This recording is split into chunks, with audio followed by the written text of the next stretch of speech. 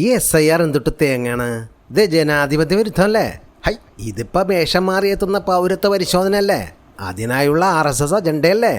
എന്തൊക്കെ കോപ്രായങ്ങൾ കേൾക്കണം.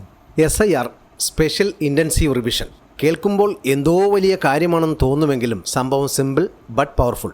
അതുകൊണ്ടാണല്ലോ SIR എന്തോ രാജ്യം തകർക്കാനുള്ള ഗൂഢപദ്ധതിയുടെ ഭാഗമാണ്, RSS അജണ്ടയാണ്, ഭരണഘടനാ വിരുദ്ധമാണ് എന്നൊക്കെ പറഞ്ഞു വരുത്തുന്നവരുടെ കൂട്ടത്തിൽ നമ്മുടെ മുഖ്യമന്ത്രിയും പിന്നെ പപ്പു എന്ന് ചെല്ലപ്പേരുള്ള ബോബനും മോളിയും ഒക്കെ ഇറങ്ങിയിരിക്കുന്നത്. Commission announces SIR in Kerala. Yes, and they've announced it in some other states also. And given how they've done in Bihar, and we have fought against it in parliament and outside, everywhere we will continue to fight against it. Vote ചോരി തെരുവ് നാടകം കളിച്ച ഭാവി പ്രധാനമന്ത്രിക്ക് ചുമ്മാ പുള്ളിക്ക് ഒരു സുഖത്തിനെങ്കിലും അങ്ങനെ പറയാം. ഇപ്പോൾ ഒന്നും മിണ്ടാൻ കഴിയാത്ത അവസ്ഥയാണ്. എന്താണ് CPM നിലപാട് ഇതിനകത്ത്?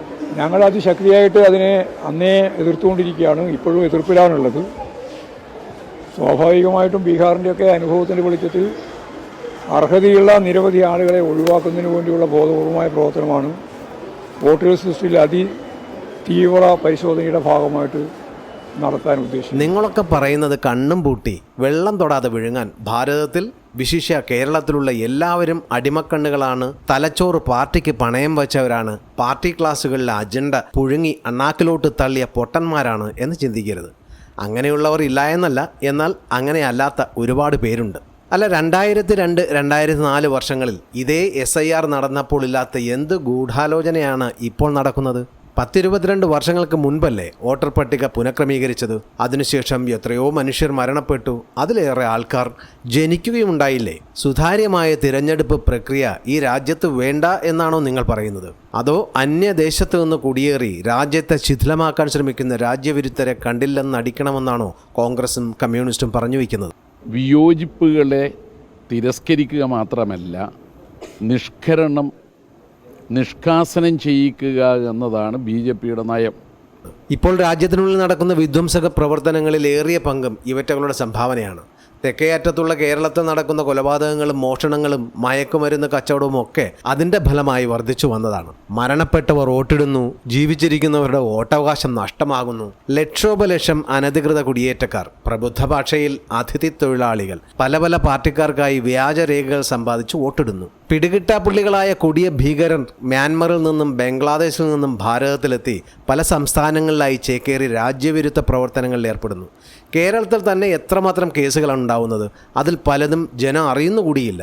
ഇത്തരക്കാരെ ഇവിടെ എത്തിച്ച് രാജ്യത്ത് ഭയാനകമായ ഒരു വിപ്ലവം അഴിച്ചുവിടുവാൻ ശ്രമിക്കുന്നവരാണ് SIRനെയും NRCCA എന്ന് തുടങ്ങി ഒക്കത്തിനെയും എതിർക്കുന്നത്. ഇത്തരക്കാരുമായിട്ടുള്ള അഭിഹിത കൂട്ടുകെട്ടാണ് രാഷ്ട്രീയ പാർട്ടിക്കാർ ഇതിനെ എതിർക്കുന്നതിന് കാരണമാകുന്നത്.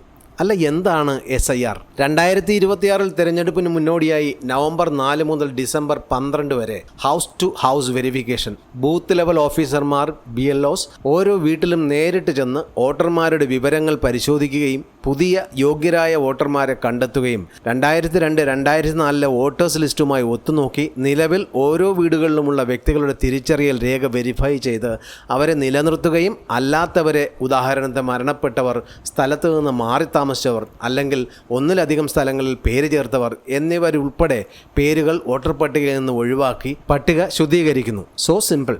അതിന് നിങ്ങൾ എന്തൊക്കെയാണ് ഈ പറയുന്നത്? ജനത്തെ വിഡ്ഢികളാക്കാൻ. ഇത് ഭരണഘടനാ വിരുദ്ധമാകുന്നത് എങ്ങനെയാണ് എന്നുകൂടി പറയുക. അപ്പോൾ നിങ്ങൾക്ക് ഭയമാണ്. കാരണം ഈ അതിഥി ദേവോ ഭവയുടെ പിന്നിൽ അവിശ്വാസ കൂട്ടുകെട്ടിൻ്റെ അജണ്ടയുണ്ട്. രാഷ്ട്രീയ പാർട്ടിക്കാരുടെ ഏജന്റുമാരെയും പൊതുജനങ്ങളെയും ഈ പ്രക്രിയയിൽ സഹകരിപ്പിച്ചുകൊണ്ട് വോട്ടർ പട്ടിക തയ്യാറാക്കുന്നതിലും മാറ്റങ്ങൾ വരുത്തുന്നതിലും സുതാര്യത ഉറപ്പാക്കുകയും ചെയ്യുന്ന SIR എന്ന പ്രക്രിയക്കെതിരെ നിങ്ങൾ കാണിക്കുന്ന ഈ പേക്കൂത്തുകൾ മറ്റ് പല അജണ്ടയുടെയും ഭാഗമായി കാണാൻ മാത്രമേ ജനങ്ങളായ ഞങ്ങൾക്ക് പറ്റൂ.